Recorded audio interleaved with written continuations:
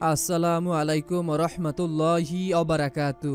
দিন ইসলাম নলেজ চ্যানেলে আপনাদের স্বাগতম। আজ আমি আপনাদের সঙ্গে আলোচনা করব আজ রবিবার থেকে শুরু করে সোমবার পর্যন্ত যদি আপনারা এই দুরুদের আমলটি একবার করতে পারেন অথবা এই জিকিরের আমলটি একবার করতে পারেন, আল্লাহ পাক রব্বুল আলামিন আপনার জীবনের সকল গুনাহকে মাফ করে দিবেন। আপনার পরিবার ও সংসারের সকল অভাব দূর হয়ে যাবে, আপনার মনের আশা পূরণ হয়ে যাবে। যাদের দোয়া দীর্ঘদিন ধরে কবুল হচ্ছে না তাদের দোয়াও কবুল হয়ে যাবে ইনশাআল্লাহ। প্রিয় দিনী ভাই ও বোনেরা, এছাড়াও রমজানের আগে যে প্রস্তুতি আমাদেরকে নিতে হবে, নবীজি সাল্লাল্লাহু আলাইহি ওয়াসাল্লাম রমজানের আগে যে প্রস্তুতি নিতেন এবং আমাদেরকে যে প্রস্তুতি নেওয়ার জন্য উৎসাহিত করেছেন এবং রমজানের আগে যে দোয়াগুলো পড়তে হবে, তাছাড়াও রমজানের ছোট ছোট যে সকল আমল রয়েছে সে সকল আমল সম্পর্কে আজকে আপনাদেরকে বলে দিব। দেখুন প্রিয় দিনী ভাই ও বোনেরা, রমজান কিন্তু আমাদের খুব নিকটবর্তী চলে এসেছে, আর মাত্র কয়েকটা দিন বাকি রয়েছে। এই রমজানের আগে নবীজি আমাদেরকে যে আমলগুলো করার জন্য বলেছেন এবং প্রতিটা মুসলমানের রমজানের আগে পূর্ব প্রস্তুতি নেওয়া জরুরি। তাই অনুরোধ করে বলছি, জীবনে একবার হলেও এই আমলটি করবেন। এই উদ্দেশ্যে ভিডিওটি না টেনে একদম শেষ পর্যন্ত দেখতে থাকুন। অনুরোধ করে বলছি, আমরাই প্রথমবার নারীদের ছবি ছাড়া কিংবা হারাম কোনো ছবি ছাড়া ইউটিউব এবং ফেসবুকে ভিডিও দিয়ে থাকছি। এরকম ভিডিওগুলি যদি আপনি আপনার ফোনে পেতে চান, এজন্য অবশ্যই দ্বীনি ইসলাম নলেজ এই চ্যানেলটিকে সাবস্ক্রাইব করে রাখুন এবং পাশে থাকা বেল বাটনটি অন করে রাখবেন, যাতে করে নতুন ভিডিও আপলোড করার সঙ্গে সঙ্গে আপনাদের কাছে নোটিফিকেশন চলে যায়। তো চলুন শুরু করি। একজন মুমিনের জন্য পবিত্র রমজান মাসের প্রস্তুতি খুবই গুরুত্বপূর্ণ।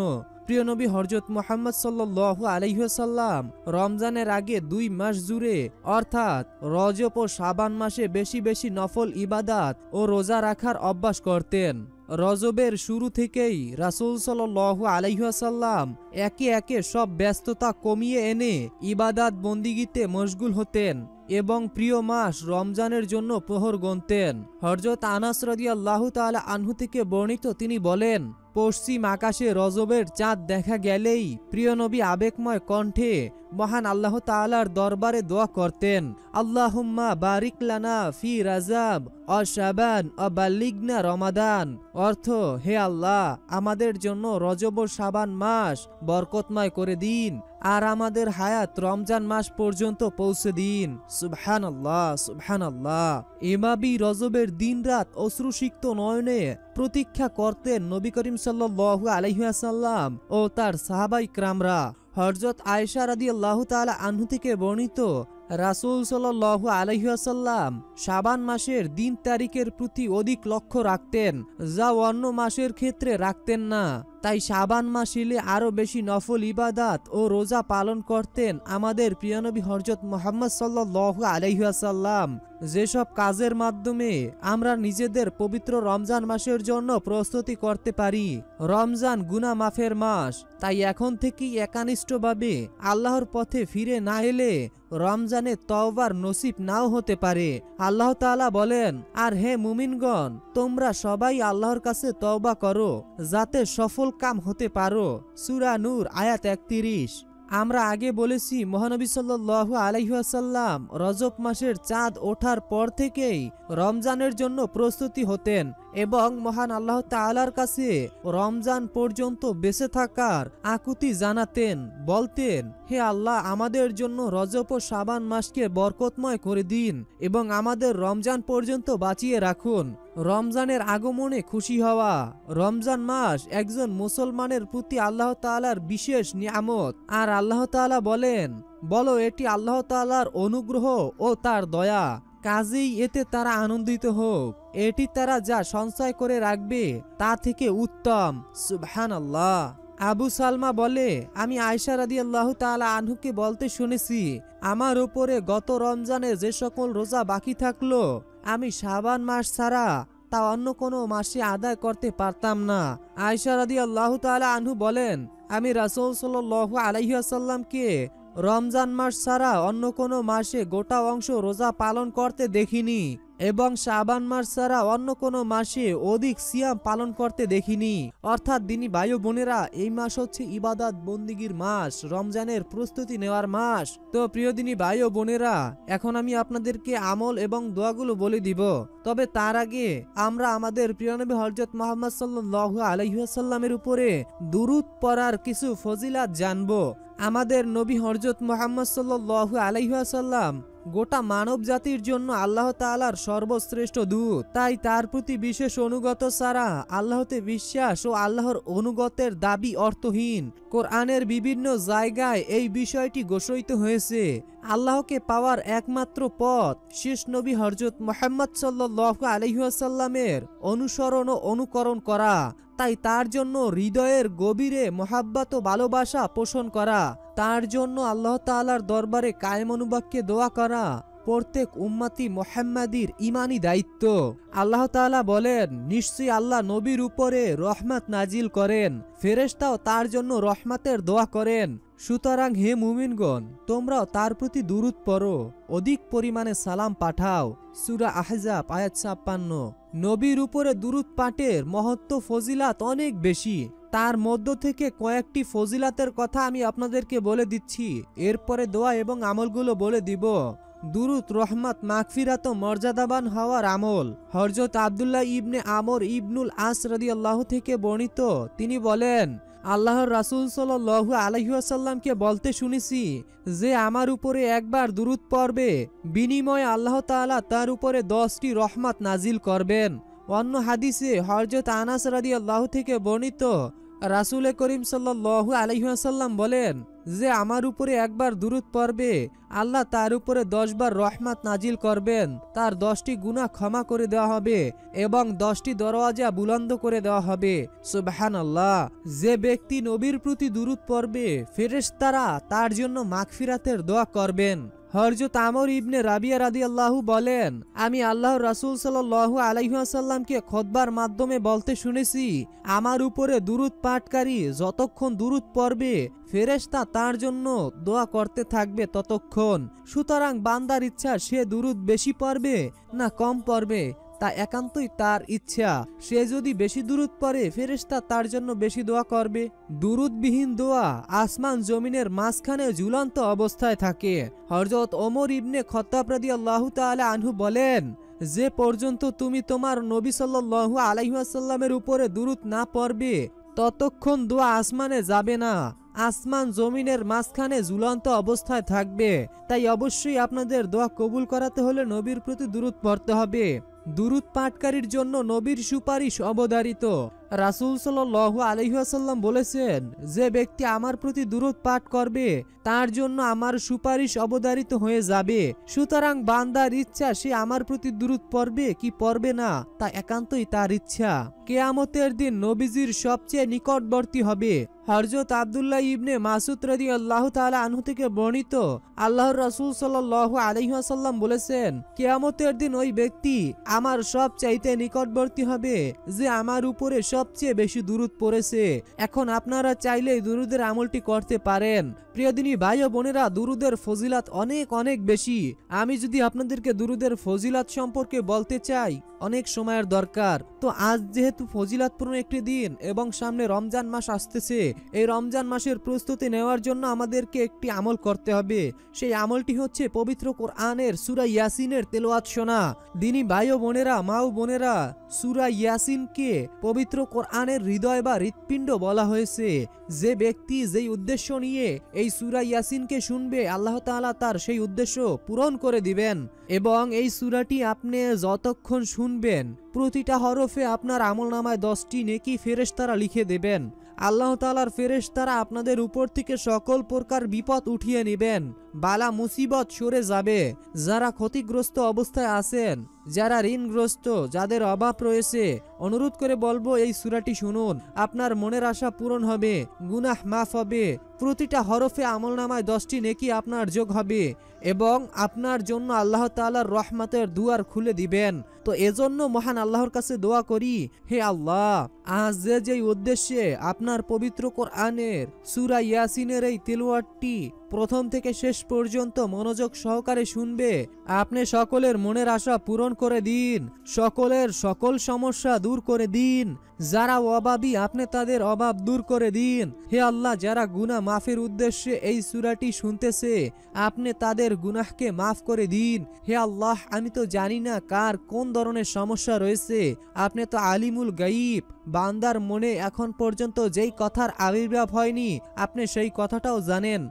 অতএব আপনি সকলের সকল সমস্যা দূর করে দিন। যে যেই আশা নিয়ে সূরাটি শুনতেছে সকলের সকল আশা পূরণ করে দিন, সকলের মনের হাজত পূরণ করে দিন। হে আল্লাহ, যে সকল দিনী মা ও বোনদের পুত্র সন্তান হচ্ছে না এই সূরাটি শোনার ওসিলায় আপনি তাদের পুত্র সন্তান দান করুন, আমিন। কমেন্ট বক্সে আপনিও আমিন লিখে দোয়াতে শরীক থাকুন। তো প্রথমে আমরা এই সূরাটি শুনবো, এরপরে দোয়া এবং আমলগুলো জানবো।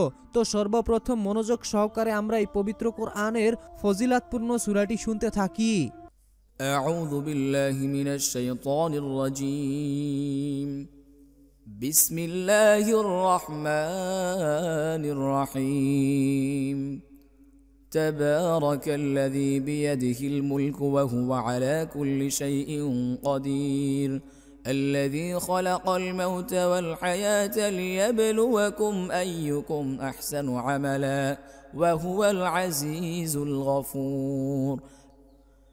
الذي خلق 7 سماوات طباقا ما ترى في خلق الرحمن من تفاوت فارجع البصر هل ترى من فطور ثم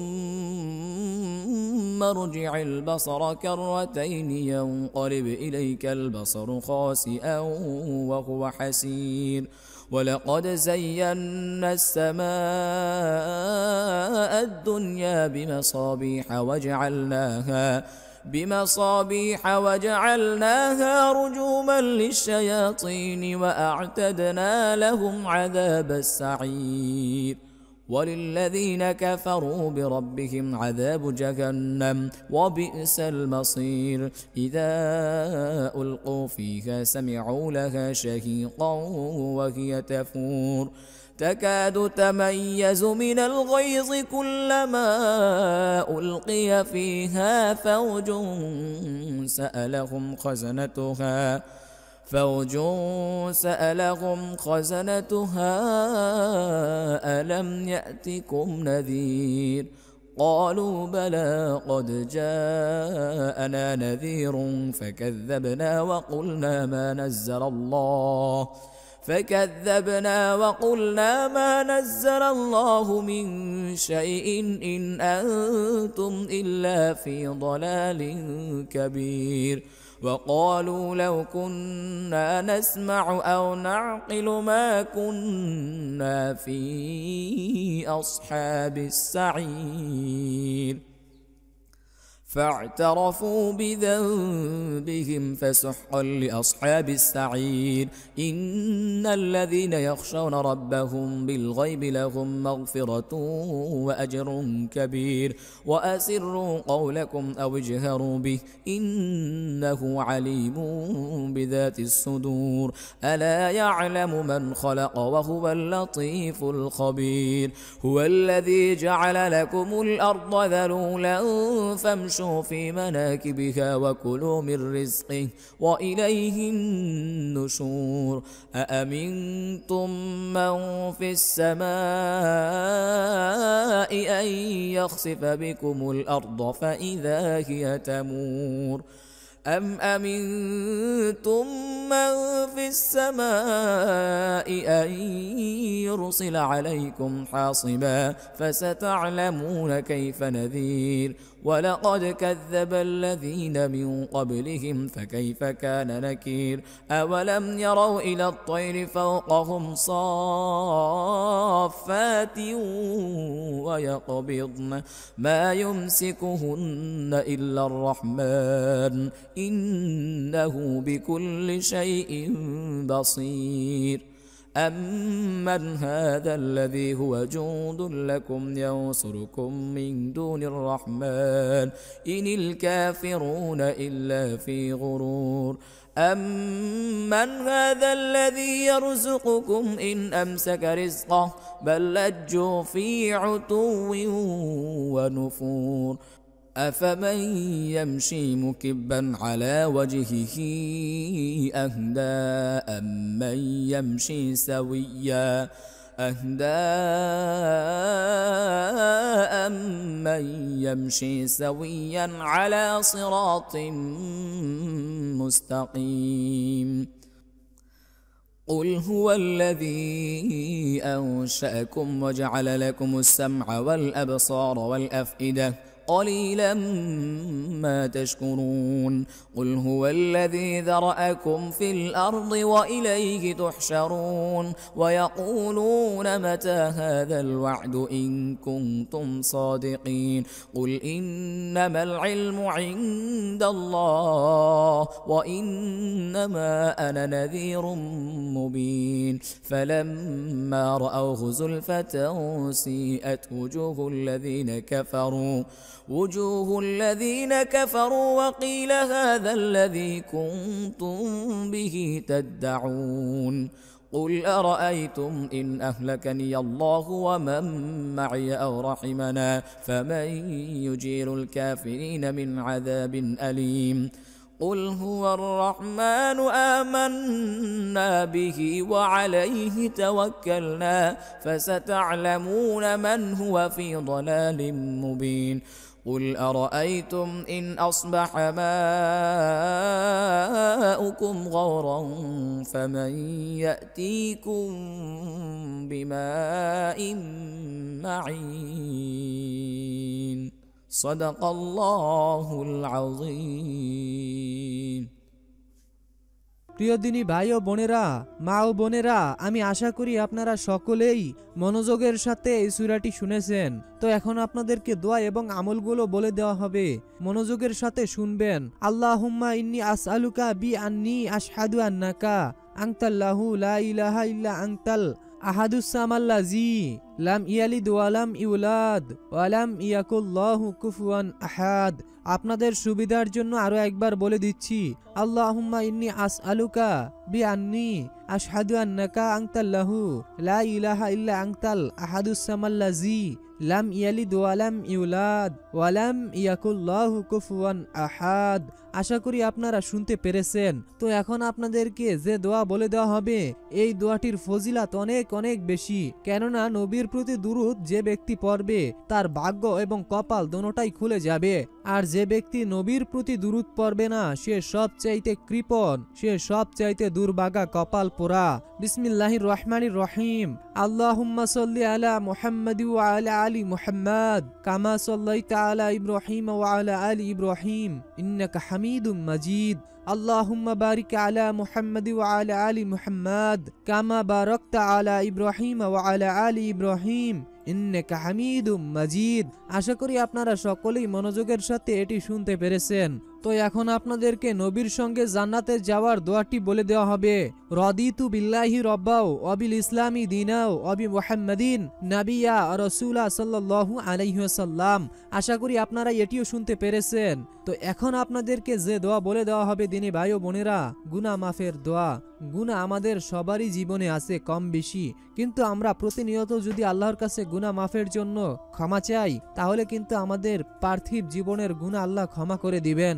রব্বিক ফির ওয়ারহাম ওয়া আনতা খায়রুর রাহিমিন আনতা ওয়ালিউনা ফাগফির লানা ওয়ারহামনা ওয়া আনতা খায়রুল গাফিরিন আনতা ওয়ালিউনা ফাগফির লানা ওয়ারহামনা ওয়া আনতা খায়রুল গাফিরিন। আশা করি আপনারা এটিও শুনতে পেরেছেন। এখন আপনাদের আমলের নিয়মটি বলে দেওয়া হবে। তো সর্বপ্রথম আপনারা নবীজির উপরে দুরূদ শরীফ পড়ে নেবেন মাত্র 3 বার অথবা 7 বার। এরপরে আপনাদেরকে যে দোয়াগুলো বলে দেওয়া হলো এই দোয়াগুলো আপনারা 7 বার অথবা 3 বার করে পড়বেন। যখন আপনাদের 3 বার অথবা 7 বার করে পাঠ করা হবে এরপরে আপনারা নবীর প্রতি শেষেও দুরূদ শরীফ পড়বেন 7 বার। মনে রাখবেন প্রথমে যেই দুরূদ আপনি পড়েছেন শেষেও আপনাকে সেই দুরূদ শরীফ পড়তে হবে, এবং আপনি চাইলে মোনাজাতের মাধ্যমে আল্লাহর কাছে প্রার্থনা করতে পারেন। যদি মোনাজাতের মাধ্যমে প্রার্থনা করতে পারেন আল্লাহ তাআলা আপনার জীবনের সকল গুনাহ মাফ করবেন, সকল অভাব অনটন দূর করবেন, মনের আশা পূরণ হবে, দোয়া কবুল হবে ইনশাআল্লাহ। তো দিনী ভাই ও বোনেরা, মা ও বোনেরা, এই ছিল আমাদের আজকের ভিডিও সম্পর্কে যদি কোনো মতামত থাকে তা কমেন্টে জানাবেন। আসসালামু আলাইকুম ওয়া রাহমাতুল্লাহ।